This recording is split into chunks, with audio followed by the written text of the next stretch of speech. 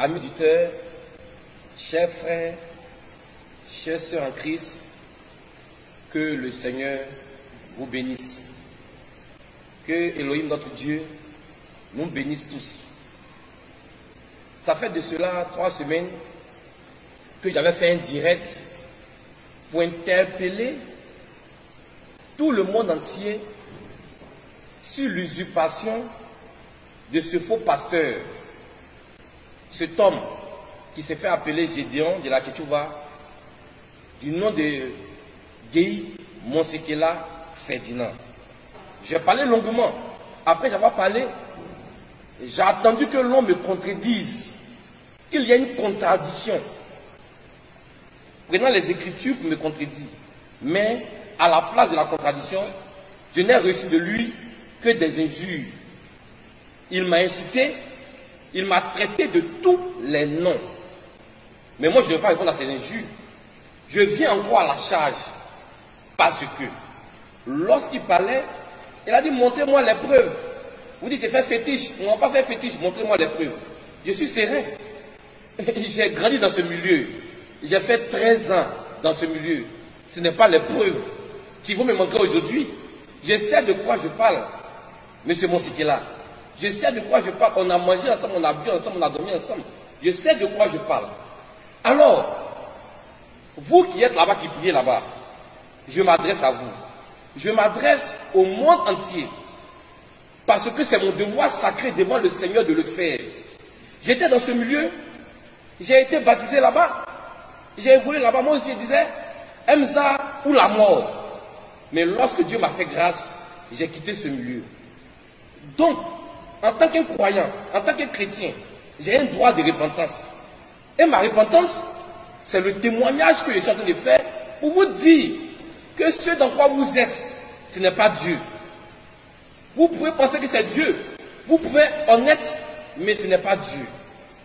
Il n'y a pas Dieu là-bas. Donc, je ne parle pas parce que j'ai envie de parler. Je ne fais pas des directs parce que j'ai envie de faire des directs. Mais le Seigneur me demande de le faire. S'il y a des fils de Dieu qui sont là-bas, qui veulent m'écouter, qu'ils m'écoutent. Donc, la dernière fois, lorsque j'ai fait mon direct et j'ai parlé, j'ai montré Robertson, Teddy Robertson, pasteur de l'église de Daloa Emza. Il avait derrière lui une pyramide.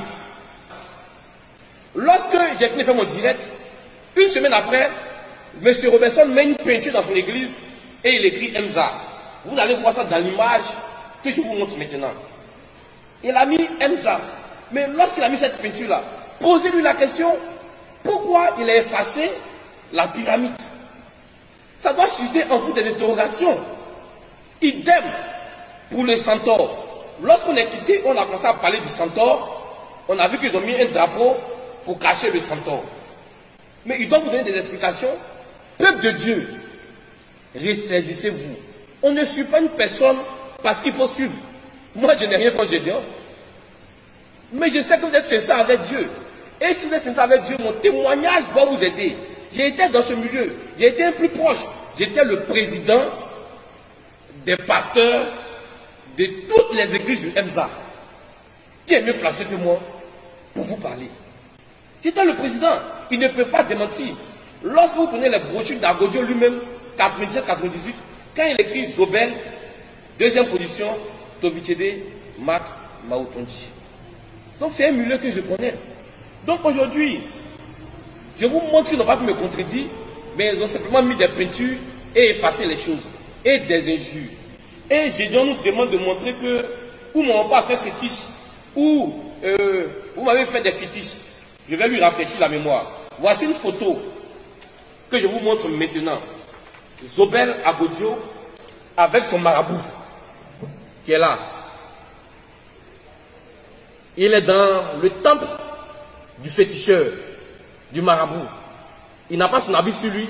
Son habit est déposé en bas là-bas sous un courant. Bon, un pasteur qui se retrouve chez un tel type. Ça veut dire quoi? C'est un féticheur, c'est un marabout, on le connaît tous. Donc voici une preuve. Je vais montrer encore une autre preuve. Son oncle, Baboul Pierre, lui-même nous a dit dans ses prédications que c'est un célèbre féticheur. L'homme qui est revenu à la vie 12 fois, il a tué ses 12 fils pour revenir à la vie. Quand il est malade, lorsque ses enfants viennent le voir, il prend leur vie et puis il meurt. Moi j'étais à Lakota, j'ai été chez Babou Pierre. Lors de la première convention, il m'a demandé de partir à Lakota. J'étais avec Gédéon, j'étais avec Guéhi Monsekela Ferdinand. Il m'a demandé de prendre des écrivisses, des gambas, des langoustes. Moi je pensais que c'était pour aller offrir au préfet. Arrivé à Lakota, il nous met dans une voiture, il dit allô au village, il y a un vieux là-bas. C'est mon vieux, donnez-lui. Parce qu'on doit prendre ses bénédictions avant de venir faire la convention. Et je suis parti chez ce vieux-là, c'est la première fois que moi je l'ai vu. On lui a donné les langoustes, les écrits. Il lui l'a vu, c'est des choses qu'il n'a jamais vues. Il était étonné, il dit mais c'est quoi ça là? On dit ah, c'est ton fils Zobel qui est venu te donner parce qu'il veut une bénédiction avant de venir faire une convention religieuse. Mais en ce moment-là, on était tous zombifiés. On était tous dans le canari sacré des Zobel. Donc on ne pouvait pas voir ces choses. Voici Bagoul Pierre ici. Ça c'est maintenant avant la convention juste. Il allait saluer le monsieur Bagoul Pierre, le célèbre féticheur de Djawé. Il allait le saluer avant de faire sa convention. Il allait prendre sa bénédiction. Il nous avait envoyé pour déposer des présents. Mais maintenant il le salue lui-même en personne avant d'aller faire sa convention. Bagoul Pierre, célèbre sorcier de Djawé. Zobel Agodio est ici en train de prendre sa bénédiction avant d'aller faire la première convention qu'on a eue à Ligroin. Alors si c'est les preuves, nous avons les preuves. Les preuves ne nous manquent pas. Les preuves sont multiples. On a les preuves. Donc cette affaire de fétichisme, Gédéon ne peut pas contester avec moi. Parce que Gédéon il connaît la sorcière de Yassap. Cette sorcière-là, je vais vous raconter son histoire. Zobel était malade. Et il nous a fait croire qu'il devait aller se soigner quelque part. Il a vu son ami qui est... c'est un jeune... Adoukou, Mel. Il appelait Mel Esprit. Il a vu Mel, que Mel, mais toi, tu connais les bons coins. Et puis tu ne m'envoies pas me traiter. Donc Mel l'a pris pour l'envoyer chez une féticheuse qui est à Yassap.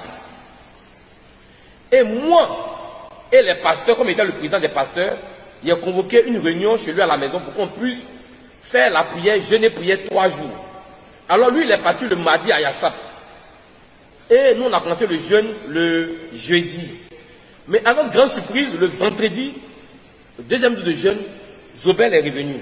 Gédéon était présent, Robertson était présent, Isaac était présent, Bilé était présent. Tous ces gens-là, ils les ont nommés aujourd'hui pasteurs. Ils sont pasteurs, on les prend, on les nomme pasteurs, sans ministère. Ça, c'est pas mon problème. Mais je m'adresse à vous. Donc j'étais là, on était en train de prier et il est venu avec du bandit. Il est venu, il dit, bon, coupez le jeûne. Arrêtez la prière. J'ai une confession à vous faire. C'est Zobel qui se confesse à nous. Vous êtes mes anciens, vous êtes mes prédicateurs. Je suis allé dans un coin où elle m'a envoyé. Je ne savais pas que c'était une féticheuse. Mais quand il s'est arrivé le premier jour, elle m'a demandé un poulet et 1 litre de koutoukou. Toi, tu es un pasteur. Tu vas te soigner chez un tradipraticien, on te demande un poulet koutoukou. Tu ne sais pas que c'est fétiche. Donc il se confesse. Il dit, je ne savais pas que c'était une féticheuse. Mais c'est le 3e jour, quand je dormais, ma femme, Armelle, elle ne dormait pas. Elle a vu que la femme était en train de faire un rituel dans la cour avec le poulet et la bouteille de koutoukou. Donc quand je me suis réveillé le matin, ma femme m'a dit que cette femme-là, c'est une féticheuse, que vous voyez ce qu'elle a fait la nuit. Donc je suis rentré directement pour venir me confesser à vous, prier pour moi. On l'a cru, on a prié pour lui. Maintenant, lorsqu'il était guéri de cette maladie, 1 mois après, on a dit de faire une fête à l'église. Avant la fête, il a envoyé Gédéon et ce chauffeur aller donner des présents à la dame. Bon, ça c'est contradictoire. Tu dis que c'est une féticheuse. Tu étais là-bas avec la colère. Maintenant tu es guéri, tu envoies des présents pour la remercier. Et c'est Gédéon qui allait donner les présents. Et lorsqu'il est parti, il a été croisé par un frère qui s'appelle Lazare. Il est encore vivant. Nous sommes encore vivants. L'enfant de la dame, j'ai son numéro. L'enfant est vivant, la dame est vivante. C'est une féticheuse. Et c'est le repère aussi de Gédéon. C'est là-bas, il prend ses fétiches pour vous envoûter. Il n'a rien de Dieu. Il n'a pas de Saint-Esprit.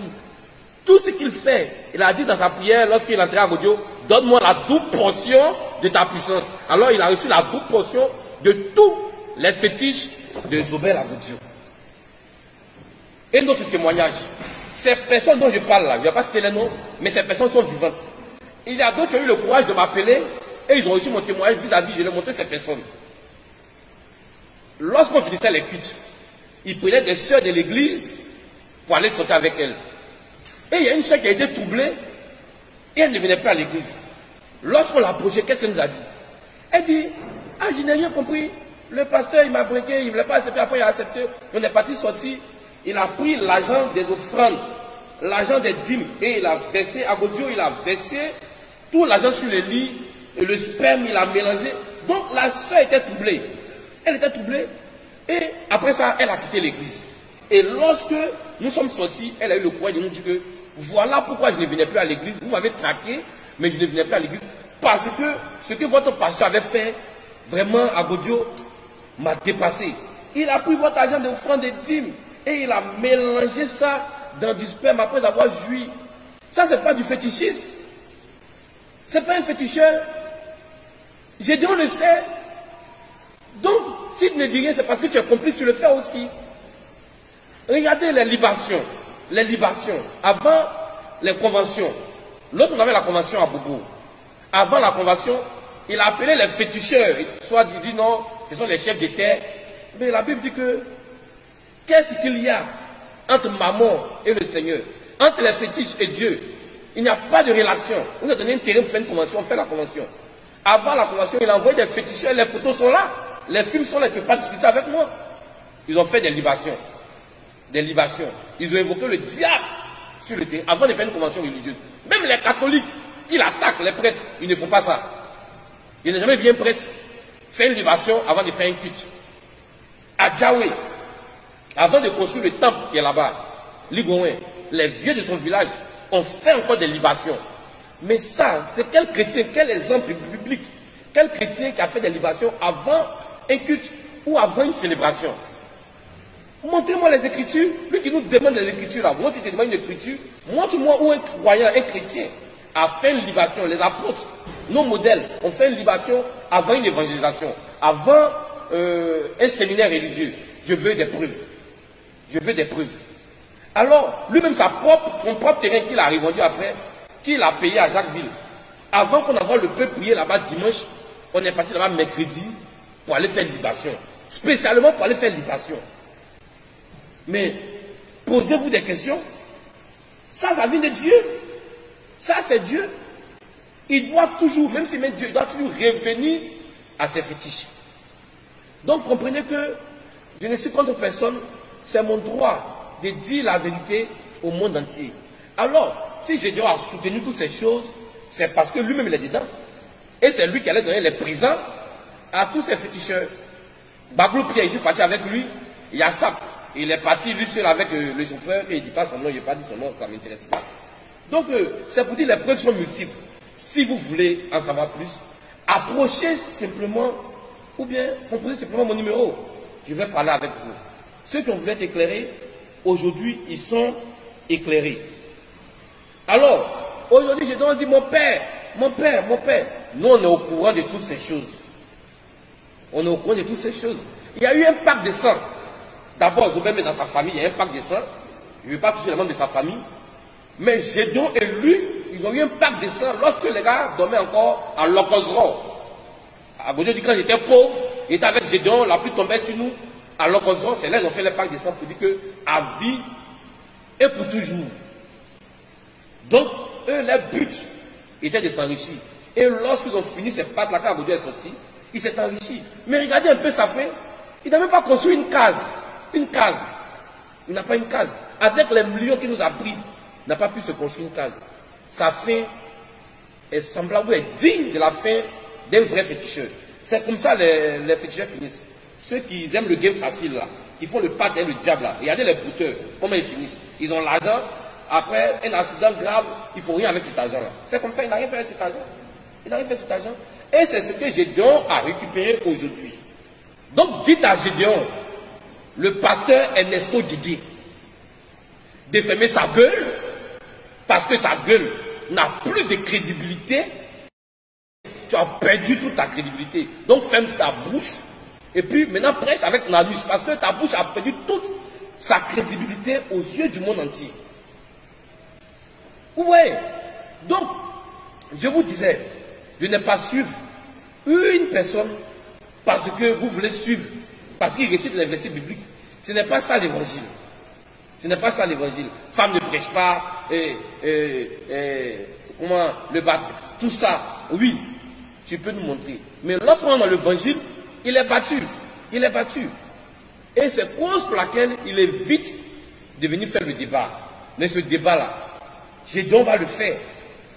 Donc pour vous dire que le mal qui règne, le mal qui règne au milieu de cette secte appelée Emza est trop. Si on veut les énumérer, on va parler pendant des temps. Mais lui, il dit, il a souscrit 2 ans pour nous. Mais moi, j'ai souscrit 5 ans pour toi. Je suis prêt. Je suis prêt parce que les preuves sont multiples. Alors, je vais parler d'un mal et puis attaquer maintenant les problèmes de doctrine. Là-bas, on dit chercher la femme de quelqu'un, ce n'est pas un péché. C'est quelle écriture qui soutient ça? Et Zobé, quand il vient, il lance un mot d'ordre. Non, chercher la femme de quelqu'un, ce n'est rien. Oh, Abba. Non. Montrez-moi une écriture. Et c'est dans ça, Gédéon est. Cause pour laquelle il a prôné l'évangile du goûter voir. Moi, je vais dire son nom et je vais dire le nom de cette femme avec qui il est sorti. Je n'ai pas peur de lui. À Dalois, nos chambres étaient côte à côte. La sphère était là. De genoux là. Gédéon l'a prise, elle est sortie. Elle, devant moi, elle était là. Et quand elle est sortie, elle est venue dire non. Elle est remplie de vergetures. Elle est remplie de vergetures. Moi, je vais te demander comment tu peux sortir à la femme d'un frère. Il dit le gars ne croit pas bien. Mais c'est quelle écriture qui nous donne le droit de faire ça? Mais ressaisissez-vous, vous qui avez vos femmes là-bas, vos enfants, vraiment faites attention. Pensez à l'avenir de vos enfants. Là-bas, prendre la femme de quelqu'un, ce n'est pas un péché. Parce qu'on est sauvé, on a le droit de faire tout ce qu'on veut. C'est quelle écriture qui dit ça? Paul était sauvé, a-t-il fait tout ce qu'il veut? Pierre était sauvé, a-t-il fait tout ce qu'il veut? Les saints étaient sauvés, ont-ils fait tout ce qu'ils veulent? Quand tu parles, ils prennent un Corinthiens 5, qu'il y avait de l'impudicité dans l'église. Mais c'est honteux. L'église est faite pour éduquer, pour ramener les gens vraiment à une vie meilleure. Je ne crois pas que c'est le changement de vie qui sauve. Je parle bien, je sais de quoi je parle. Mais quand même, quand tu es chrétien, tu dois porter des fruits. Mais quels fruits vous portez? Chercher la femme des autres, se goûter entre eux. Moi, j'étais là-bas. Moi aussi, j'écoutais. Mais Dieu merci, je me suis repenti aujourd'hui. Mais imaginez-vous dans une église de 200 personnes. 10 frères goûtent 20 sœurs. Après 20 sœurs goûtent 50 sœurs. Mais ça là, c'est mieux d'aller faire. Les femmes tout qui sont à l'époque là, elles sont plus mieux que vous. Elles se sont déjà dit que non, moi, nous, c'est notre travail. Mais vous, vous êtes des chrétiens. Et puis entre vous, c'est le goûter voir. Vous soutenez un tel évangile. Sa propre fille qui est dans l'église, elle lui a prêché pour dire que non, goûter les femmes. Un père, c'est un père indigne. C'est un père indigne. Mais je comprends pourquoi lui-même l'a dit la dernière fois que, quand on a posé la question, il dit je suis humble. On dit quel ministère, parmi les 5 ministères as-tu, M. Gédéon, M. Guillaume Sekela Ferdinand? Il dit pour être humble, je vous dis que je n'ai pas de ministère, mais Dieu m'a appelé. Il t'a appelé à quoi? À venir s'aimer la débauche dans le peuple, à venir rendre les filles des gens prostituées. Ça sera Dieu t'appeler. Mais nous, on a compris ta réponse. C'est eux qui n'ont pas compris, ceux qui sont toi qui n'ont pas compris. Tu n'as pas de ministère. Donc, il faut t'asseoir. Il faut t'asseoir. Parce que la Bible nous parle des 5 ministères établis dans l'Église. Tu nous as montré que tu es le fils de Caïn en disant que non, je suis humble, il n'y a pas de ministère. Vous voyez. Et non, comme ça, vous le suivez. Moi, tu vas m'enseigner que on n'est qu'à goûter ta femme de la marier. Mais vous, les femmes qui croyez là-bas, là, vraiment, quand je vous regarde, ça me donne à réfléchir.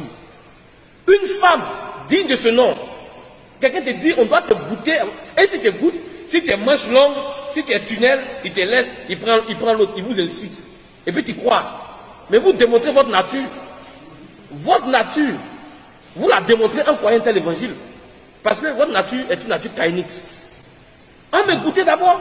Mais où est la dignité de la femme? Où est la dignité de nos sœurs en Christ? Ressaisissez-vous. Et puis goûtez, voilà. C'est pas facilement. Hein. Ça se fait. Il dit, moi-même, j'ai goûté aussi. J'ai goûté plein là-bas. Mais aujourd'hui, Dieu merci. Dieu m'a appelé, je me suis repenti de toutes ces choses. Et je crois que le Seigneur m'a pardonné. Je ne vais plus me marcher encore dans ces choses. Alors, il parle aussi de la boisson.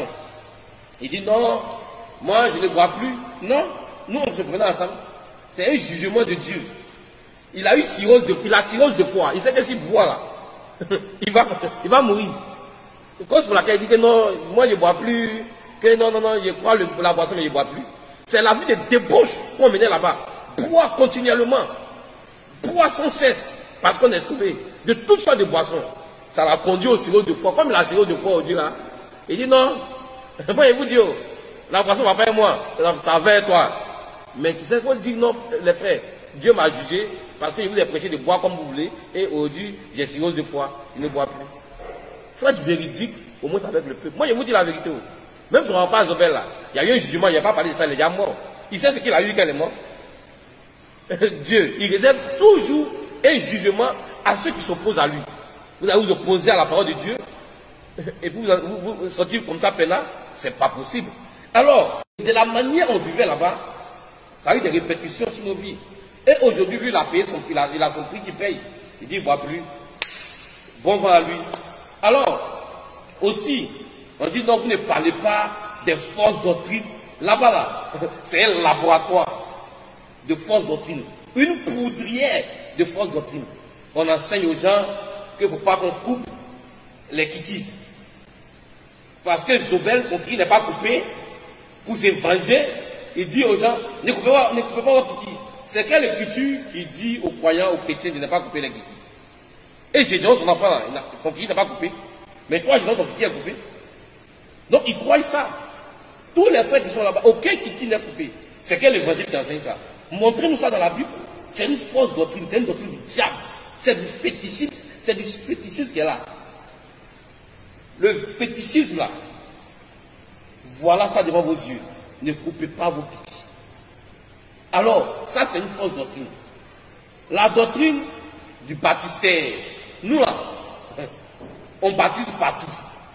Parce que la Bible dit celui qui croit là, de le baptiser. Donc j'ai sorti de marcher avec toi et puis il y a de l'eau, tu as cru là. Si tu dis, est-ce que je n'ai pas mon baptême? Je dois te baptiser comme Philippe l'a fait. Comme les saints l'ont fait. Alors, partout il y a de l'eau, nous on baptise. Maintenant pour vous arrêter où? L'eau qui coule. Il y a un verset de la Bible qui nous dit qu'il faut baptiser dans l'eau qui coule. J'ai besoin de ce verset. Une eau qui coule obligatoirement. Moi, j'ai besoin de ce verset. Si vous me montrez ce verset, je ne me répands, vous allez me rebaptiser. Parce que moi, je vous dis, hein, quand je suis venu croire ici avec 4 ans, je me suis rebaptisé. Parce que le baptême de Gédéon, ce n'est pas un baptême chrétien. C'est un baptême purement diabolique. Et si je reconnais que ce qu'il fait du diable, alors je dois me baptiser. Je me suis baptisé à nouveau, ça fait 4 ans. Et je suis à l'aise. J'ai vu ma vie chrétienne peinard.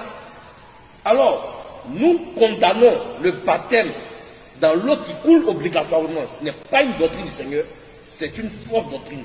Si vous avez les Écritures, nous sommes là. Ils ont mis un cheval là-bas, un cheval mélangé à un homme.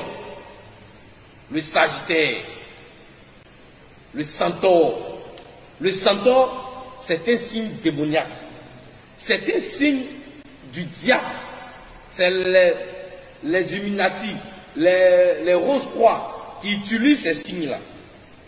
Et lorsqu'on a posé des questions sur ces signes, ils ont remplacé ça petit à petit par le cavalier. Mais dites-nous où le centaure est passé et où a Dieu enterré. Ils ont fait un centaure qui vise le ciel. C'est-à-dire ils croient toujours à ça. Ils ont toujours les signes démoniaques avec eux. Mais vous vont croire au cheval, à cet homme qui est sur le cheval dont la Bible a parlé. Vous voyez? Mais le centaure qui flèche le ciel là, où ils ont enterré à Dieu là, c'est là-bas. Posez-là la question où la Bible a parlé du centaure. Mais vous n'êtes pas des ignorants quand même, vous n'êtes pas déjà à l'école. Vos parents vous ont mis à l'école pour que vous puissiez vous défendre aussi dans la vie. On ne croit pas comme ça. Posez-leur des questions.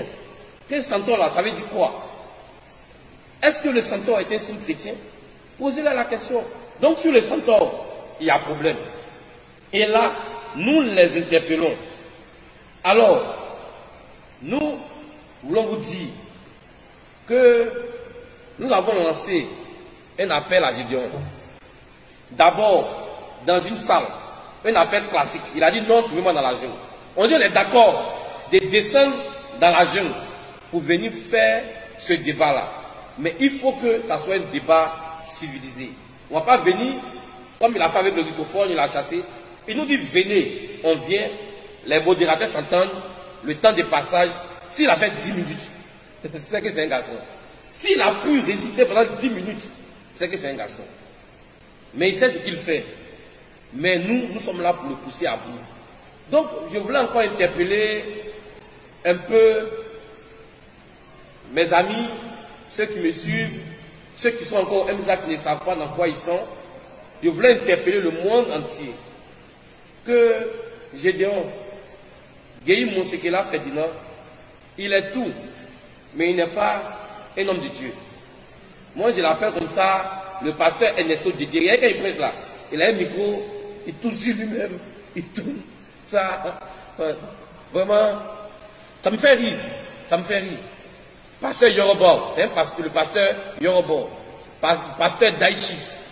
Donc, je vous dis, je vous interpelle pour vous dire que cet homme, ce n'est pas un homme de Dieu. C'est votre argent qu'il vise. Donc, je voulais vous lancer un appel pour que vous puissiez quitter ce milieu.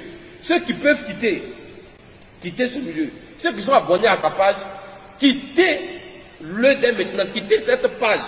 Ils n'ont rien à vous donner, à vous servir, que de prendre votre argent et vous conduire en enfer. Aujourd'hui, quand je vois tous ceux qui le suivent, les Robertson, les Edson, les Roland, vous voyez qu'ici bien les noms, on se connaît, les Isaac Kwao, les billets Dominique. Mais on sait à quoi on a cru au début. Nous savons à quoi nous avons cru. Aujourd'hui, pour de l'argent, vous abandonnez la voie de Dieu pour suivre Robertson et pour suivre Gédéon. Il dit que non, madame est au-dessus de nous. Mais toi, tu fais quoi au-dessus du MSA? Ça, c'est le premier pape noir. Gédéon, c'est un pape. Mais un pape noir, un pape guéri. Pape Guéhi Monsekela Ferdinand. Tous les pasteurs t'appellent maître. Et là, tu dis que non, dans l'église, on ne doit pas mettre un au-dessus de l'autre. Mais pourquoi tous les pasteurs te rendent compte? Et tu menaces Robertson, il est face dans une église, tu les menaces et tous. Alors, je vais finir par là. Vous devez vous ressaisir. Et dire simplement à Gédéon, mais Gédéon, les gens là, ils t'appellent au débat. Le pasteur Adengra, il t'appelle au débat. Il dit, il est prêt à descendre dans la rue. Il faut simplement dire, ok, j'accepte. Et puis vous allez vous confronter. Donc nous attendons toujours ce ok. Et nous sommes toujours là.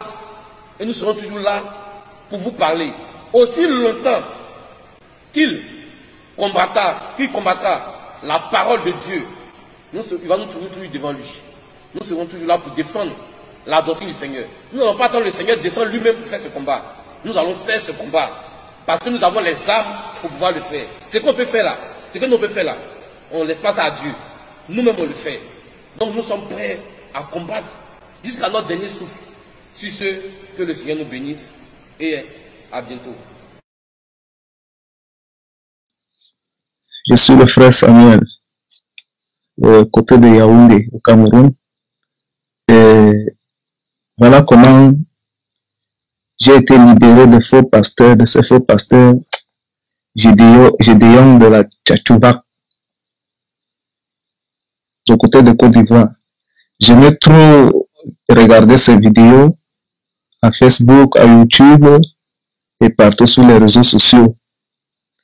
Alors, j'aimais trop ces vidéos. Et quand j'écoutais les autres me critiquer, je me sentais frustré. Alors, je m'attachais fort à ces enseignements. Par exemple, il enseignait que on pouvait avoir plusieurs femmes, on pouvait commettre la fornication, l'ivrognerie et mourir, aller au paradis. Et j'ai examiné certains de ces enseignements. Après quelque temps, lorsque le Seigneur m'a amené, l'Esprit m'a envoyé dans Jude 1, le verset 9 à 13, je me suis rendu compte que c'est la même chose que ce pasteur faisait.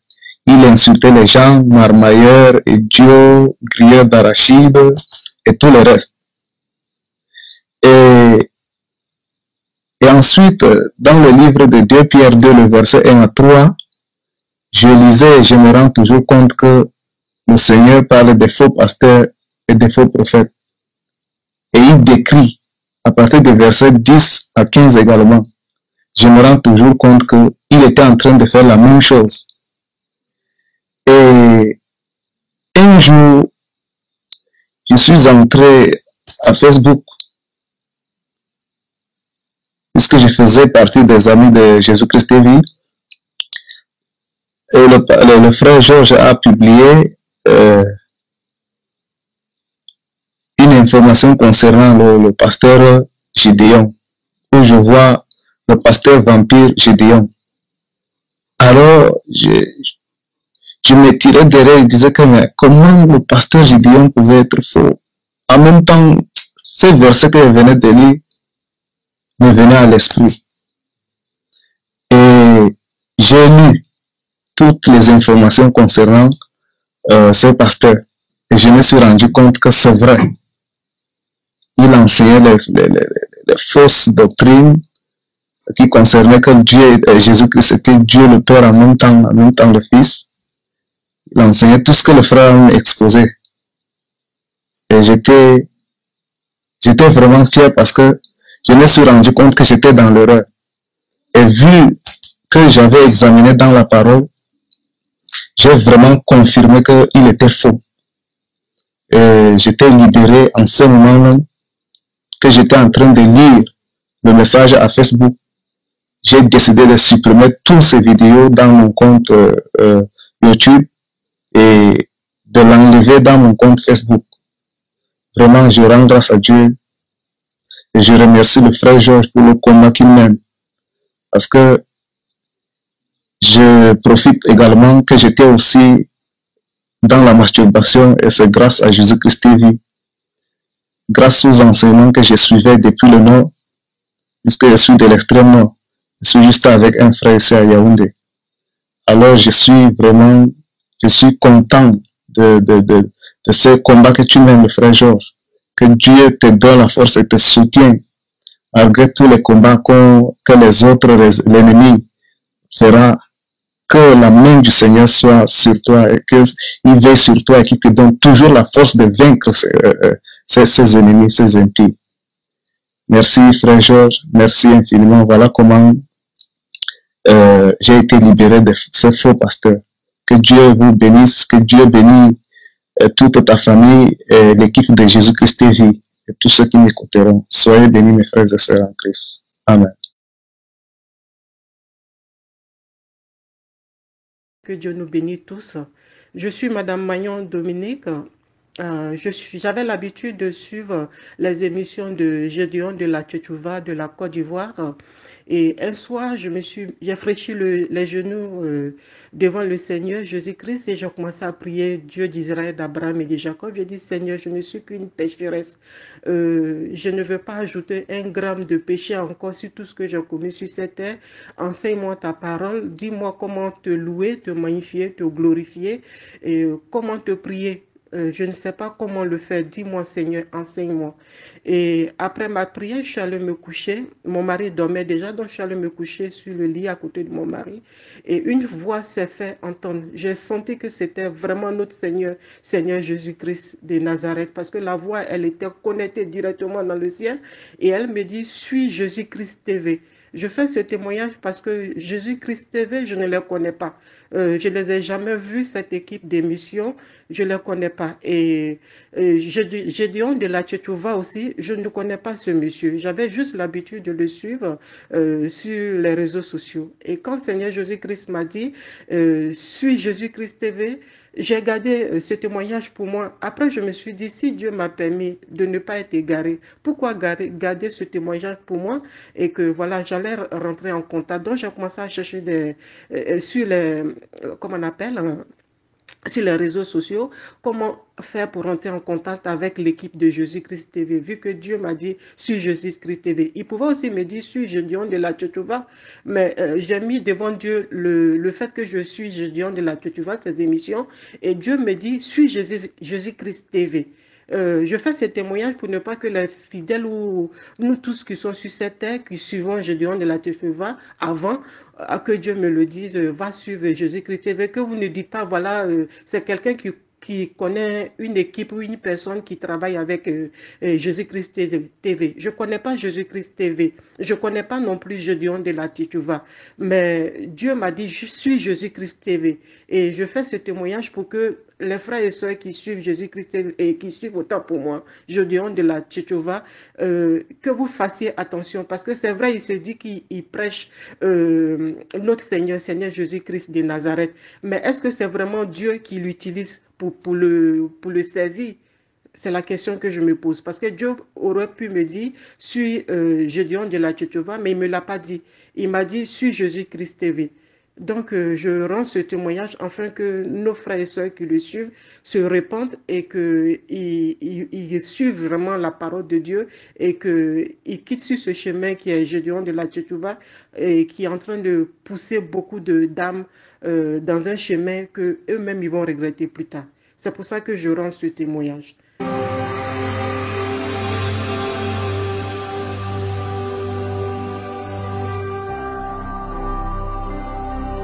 Jésus-Christ TV, vous connaîtrez la vérité et la vérité vous affranchira.